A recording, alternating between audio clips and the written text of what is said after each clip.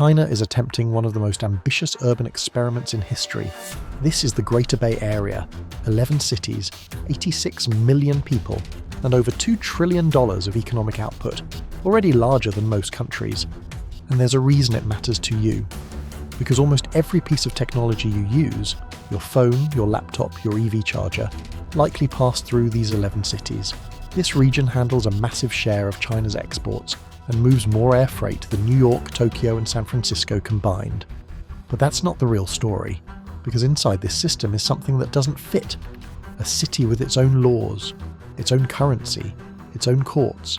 Hong Kong, a place that was promised autonomy until 2047, and yet Beijing is spending billions of dollars to tie it more closely to the mainland than ever before. So here's the question that actually matters. Is China connecting 11 cities, or using infrastructure to slowly erase the line that makes Hong Kong different? Because if that line disappears, this isn't just a megacity project. It's a fundamental shift in how global finance, trade, and power actually work. Before we go any further, one quick clarification. Officially, it's called the Guangdong, Hong Kong, Macau, Greater Bay Area, a national strategy to integrate 9 mainland Chinese cities with Hong Kong and Macau into a single economic region centered on the Pearl River Delta. Throughout this video, I'll simply call it the Greater Bay Area, or GBA. To understand why it matters, let's start with what's physically happening here, because the scale is genuinely hard to process. The Greater Bay Area covers 56,000 square kilometers. That's roughly the size of Croatia. Inside that footprint, 86 million people already live and work, a population larger than Germany's, according to the GBA's official 2024 census data. In 2024, the region's combined GDP hit 15 trillion RMB. That's approximately 2.1 trillion US dollars. For context, that's the full economic output of Spain, is more than Russia, is more than South Korea. And Beijing's stated target is to reach the GDP of Germany, the 4th largest economy on Earth, within the next decade. This isn't a projection from an optimistic think tank. This is Beijing's official roadmap, embedded in a national-level document called the Outline Development Plan, adopted in February 2019. Now, the spine holding this together is infrastructure, and China has been building it with a speed and scale that is genuinely unprecedented in peacetime. Take the Shenzhen-Zhongshan link. Opened in June 2024 after 7 years of construction, this 24-kilometre crossing combines 2 bridges, 2 artificial islands, and an 8-lane undersea tunnel. That tunnel, 5,035 metres long, is the world's first 8-lane steel shell concrete immersed tube tunnel. CCCC, the company that built it, has never built anything like it before. Nobody has. Before that crossing opened, driving from Shenzhen to Zhongshan took 2 hours. Now it takes 30 minutes. That's not incremental improvement. That's a city-scale surgery, rerouting the economic arteries of an entire economic region. And the Shenzhen-Zhongshan link is not the headline act. It's the supporting act. The Hong Kong-Zhuhai-Macau Bridge, opened in 2018, is 55 kilometres long. That makes it the longest sea-crossing bridge tunnel system in the world by a significant margin. The English Channel at its narrowest is 33 kilometres. The HKZM bridge uses more than 400,000 tonnes of steel, the equivalent of 4.5 Golden Gate bridges. By 2025, the GBA's intercity rail network had expanded past 4,000 kilometres. The high-speed train connecting Hong Kong to Guangzhou covers 140 kilometres in about 48 minutes. In 2024 alone, that line averaged 70,000 daily passengers, peaking at over 120,000 on single days. The engineering argument is settled. China can physically connect these cities. The engineering is extraordinary. The question is whether connecting them on a map is the same thing as connecting them in reality. You've probably heard Shenzhen called China's Silicon Valley. That label has been used so often it's nearly lost its meaning. But in 2025, something happened that made it impossible to dismiss.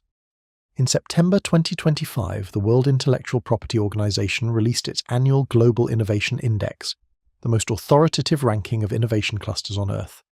The Shenzhen-Hong Kong-Guangzhou cluster ranked first, number 1 in the world, ahead of Tokyo-Yokohama, ahead of San Jose and San Francisco, ahead of Seoul, Beijing and New York. It was the first time the cluster had topped that list, but it had been number 2 for 5 consecutive years before that. What's driving that ranking? A few concrete things worth understanding. Shenzhen's Nanshan district, a single administrative area smaller than some American suburbs. The China Academy clocked Nanshan's R&D intensity at 7.87% of total economic output. For comparison, China's national average is around 2.5%. Israel, the most R&D intensive nation per capita on Earth, sits at roughly 5.6%. Nanshan beats them both. Hardware that takes 2 weeks to prototype in Silicon Valley can be iterated in 24 hours in Nanshan. Not because Nanshan has better engineers, because Nanshan is backed by the entire manufacturing supply chain of the Pearl River Delta. The brain of a product sits in Shenzhen.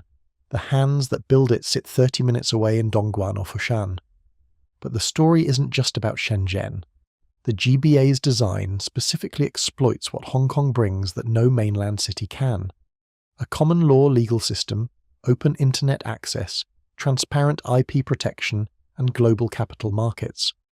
There are now at least 31 joint research laboratories established across Guangdong, Hong Kong, and Macau, with joint research projects between the 3 regions increasing by 40% since the cross-border innovation corridor launched. Researchers in Hong Kong can now commute to Shenzhen's Hetao Science and Technology Innovation Cooperation Zone in under 30 minutes.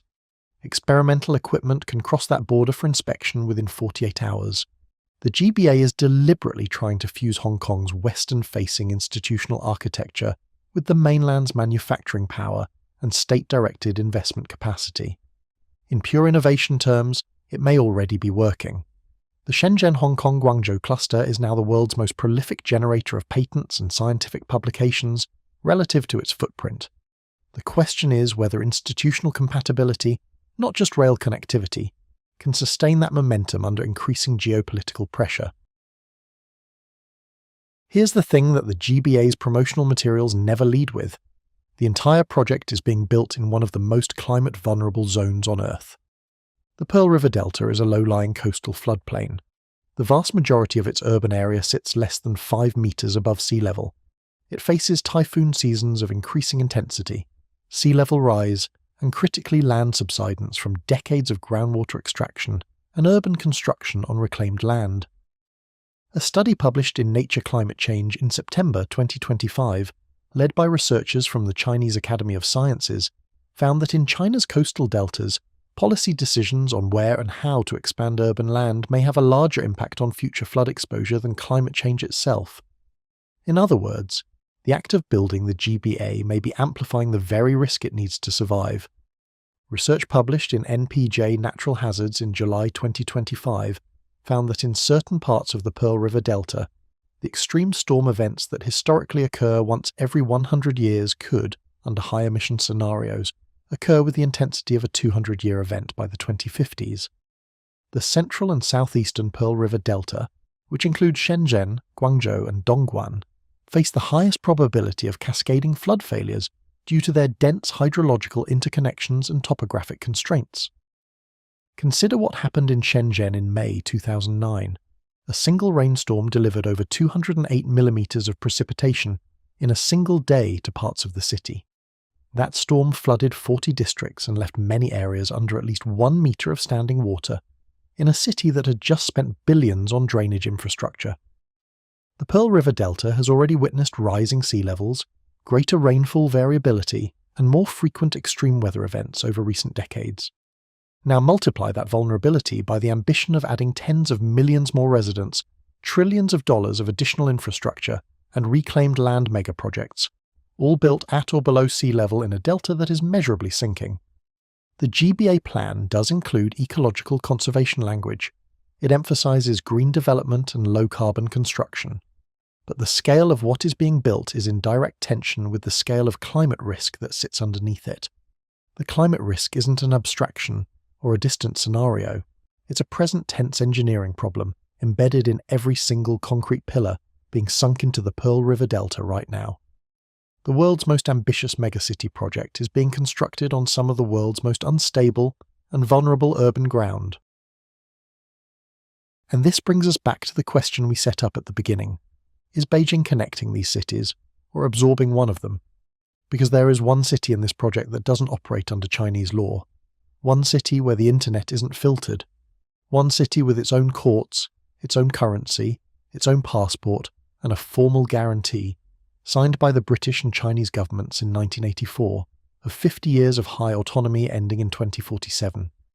That city is Hong Kong, and what Beijing is doing with the GBA has profound implications for what Hong Kong actually becomes between now and that date. In February 2026, a Hong Kong court sentenced Jimmy Lai, the 78-year-old founder of Apple Daily and one of Hong Kong's most prominent pro-democracy advocates, to 20 years in prison under national security law. Since that law was enacted in 2020, at least 900 journalists have lost their jobs. Foreign firms have reassessed Hong Kong as a hub for sensitive research, data storage, and regional headquarters. Western capital has become more cautious. The legal predictability that made Hong Kong the GBA's indispensable gateway function, its common law courts, its IP protection, its openness, is under measurable stress. So here is the deeper question. If Hong Kong's distinctiveness erodes, what exactly is the GBA integrating? Here's the answer, and it's not the one you'd expect. The GBA doesn't need Hong Kong to stay free in order to function. It needs Hong Kong to stay legible to international capital. That's a crucial distinction. Beijing's strategy isn't to make the GBA look like the rest of China. It's to create a zone where China's manufacturing scale and state-directed innovation investment can be packaged and presented to the world through Hong Kong's institutional wrapper, its stock exchange, its legal frameworks, its international banking relationships. The GBA in this reading is not a megacity project.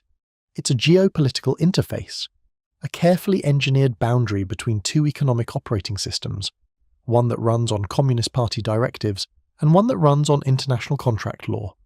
And here's the counterintuitive insight that most analysis misses. The more the GBA succeeds economically, the more indispensable Hong Kong becomes, even as its political freedoms narrow. Because capital doesn't just need speed and size, capital needs predictability and trust.